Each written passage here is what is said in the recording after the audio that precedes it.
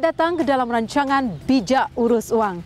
Bijak Urus Wang merupakan sebuah rancangan yang memberikan fakta mudah tentang cara menguruskan kewangan anda. Sebagai ibu bapa, satu isu yang jarang dibincangkan adalah mengenai ilmu pengurusan kewangan untuk anak-anak. Ibu bapa harus memikirkan pengurusan kewangan untuk anak-anak demi masa hadapan mereka. Antaranya melibatkan kos seperti membesarkan anak, pendidikan dan simpanan masa depan. Kami akan berkongsi dengan anda tentang pengurusan kewangan untuk golongan kanak-kanak.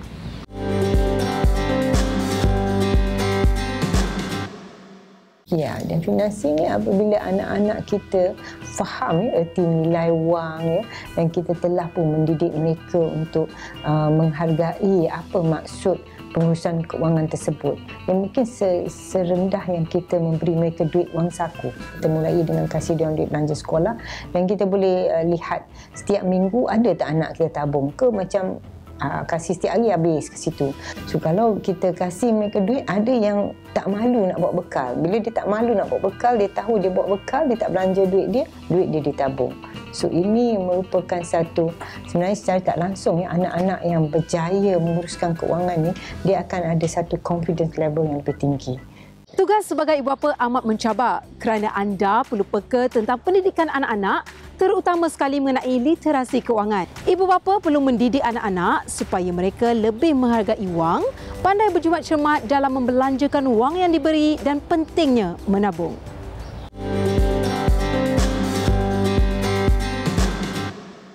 Saya ingat macam tadi, kalau kita seawal anak kenal dah erti wang sebab mana usia dia paling peka, dah tahu dah beza. Kalau kita kasih dia orang duit warna merah dengan duit warna hijau, dia dah tahu beza tu yang mana besar.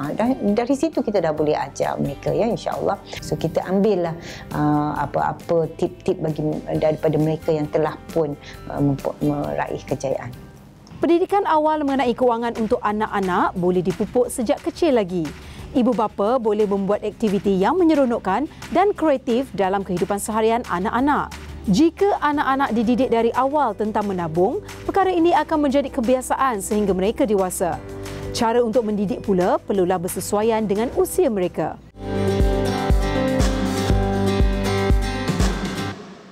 Kalau kecil-kecil, masa kecil tu kita dah dididik untuk menyimpan contohnya, benda tu akan menjadi satu habit. Bila dapat duit je kita akan mula menyimpan. Ataupun kita diajar untuk memberi, bersedekah dan sebagainya. Kalau kita didik daripada awal, benda tu akan jadi mudah. Tapi itulah sebabnya kita perlu mendidik daripada awal lagi. Dan cara didik inilah yang menjadi satu masalah. Kita tak boleh mendidik dengan menyuruh mereka buat sesuatu. Sebaliknya memberikan mereka bertanggungjawab. Contohnya dalam diri abang-abu sendiri, apa yang abang-abu buat dulu, anak saya tu bila dia nak benda, saya tak belikan. Saya suruh dia orang beli sendiri menggunakan duit yang mereka kumpul. Jadi dengan ini memberikan mereka satu disiplin untuk mengumpul. Jadi inilah cara mendidik anak-anak. Cara mendidik anak-anak ni dia kena practically, kita kena tunjuk, bukan hanya dengan cakap. Kalau cakap je mereka tak faham. Sebagai ibu bapa, anda perlu menetapkan matlamat dan merancang masa hadapan anak agar lebih terjamin. Bezakan di antara keperluan dan kehendak untuk anak-anak mengikut kemampuan kewangan anda.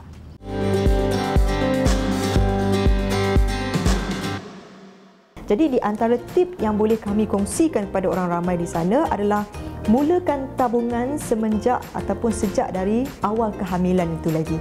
Kita boleh juga membuka akaun untuk bayi tersebut bagi tujuan simpanan untuk persekolahan, di mana ibu bapa ini boleh berfikirkan tentang masa hadapan. Tips yang paling berguna adalah ibu bapa itu sendiri harus mencari ataupun menggali maklumat berkenaan dengan pengurusan kewangan, dan juga ibu bapa sendiri sebenarnya perlu membezakan di antara keperluan dan juga kehendak. Kalau kita tengok dalam page Hello Doktor tu tadi, mereka juga turut memberi perbezaan atau perbandingan harga melalui kos-kos pendidikan yang dipilih oleh ibu bapa itu sendiri. Maka kita kena tepuk dada dan tanya selera di manakah kemampuan kita. Ilmu tentang pengurusan kewangan untuk anak-anak adalah penting dalam membesarkan mereka. Melentur buluh, biarlah dari rebungnya. Pupuk minat menyimpan pada anak-anak sejak dari kecil, terangkan tujuan kenapa perlu menabung dan kebaikan melakukannya. Jangan ke mana-mana, selepas ini kami akan berkongsi dengan anda cara yang berkesan untuk memupuk minat menabung di kalangan kanak-kanak. Dalam segmen ini, kami akan berkongsi dengan anda bagaimana untuk memupuk minat menabung. Ibu bapa perlu menjadi contoh untuk anak-anak dalam menabung. Libatkan diri dalam membuat keputusan untuk anak-anak dalam merancang tabungan mereka. Tidak salah untuk anda puji dan berikan hadiah kepada anak kerana mereka menabung. Memberi hadiah akan membuatkan mereka seronok dan akan suka untuk menabung. Pelbagai aktiviti yang boleh dibuat untuk menggalakkan anak-anak menabung seperti mengutip duit shilling yang berada di celah sofa, bayar dahulu sebelum menggunakan barang-barang di dalam rumah, menabung lebihan duit belanja sekolah.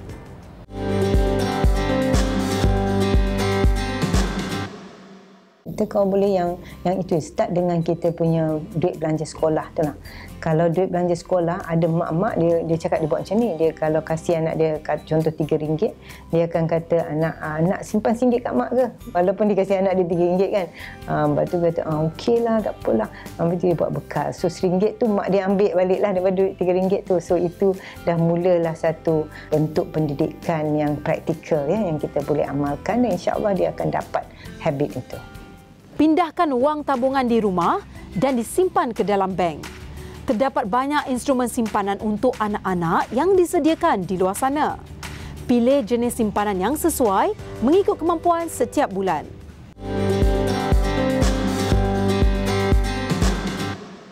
Okey, tabungan untuk anak-anak ni ada banyak. Ada banyaklah. Saya jenis suka tengok keluarga tu mampu tak ya. Bagi keluarga yang mampu, bagus jika ada semua jenis tabungan yang ada di luar sana.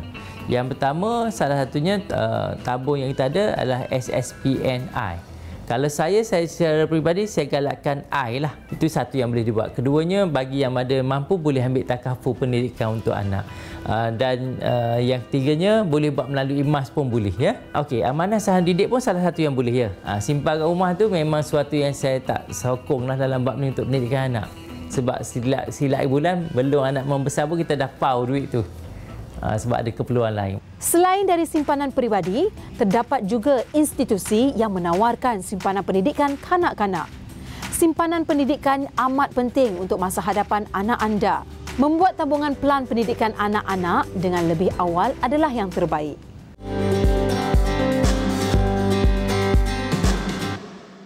Okey, kalau kita lihat di masa kini, di luar sana tu banyak institusi kewangan menawarkan akaun-akaun simpanan untuk anak-anak bagi mereka untuk masa depan mereka. Tapi di PTPTN sendiri, kita ada satu skim iaitu skim simpanan pendidikan nasional. Jadi dengan skim yang ada ni, saya rasa kalau kita lihat, kita pergi ke tabung haji, orang nak pergi haji, dia pergi simpanan tabung haji. Tapi kalau kita fokuskan kepada pendidikan masa depan anak-anak, jadi kita kena simpan dalam skim simpanan pendidikan nasional. Skim simpanan pendidikan nasional terbagi pada dua, iaitu SSPNI dan juga SSPNI Plus. Jadi kedua skim ini ada keistimewaannya masing-masing. Didik anak-anak untuk menetapkan matlamat dalam setiap simpanan yang dilakukan. Dorongan ibu bapa juga penting supaya mereka dapat mencapai tujuan tersebut.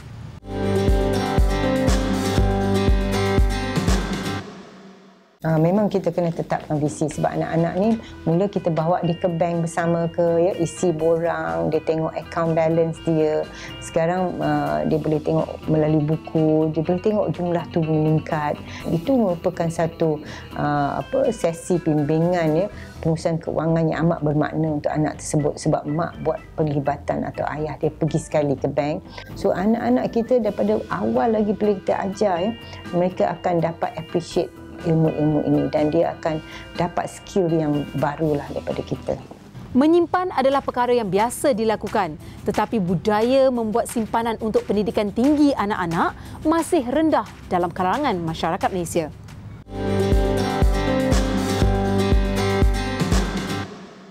Okey, untuk ibu bapa di luar sana, mereka boleh menyimpan untuk pendidikan anak mereka dalam skim simpanan pendidikan nasional ini, sama ada SSPNI ataupun SSPNI Plus, bermula anak itu berumur 1 hari dan sehingga umur 29 tahun.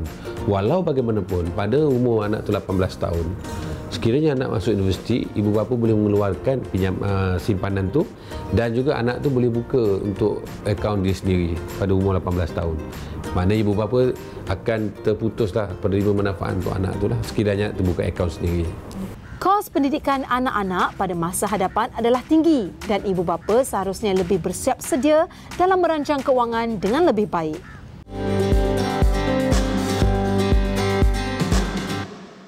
Jadi ibu bapa apabila memiliki seorang anak, sebenarnya mereka ada satu tanggungjawab keuangan yang besar kepada anak-anak mereka. Jadi saya ingin memetik satu statistik yang mengatakan bahawa daripada page Hello Doctor yang menganggarkan membesarkan seorang bayi sehingga 2 tahun mencecah sehingga RM18,000.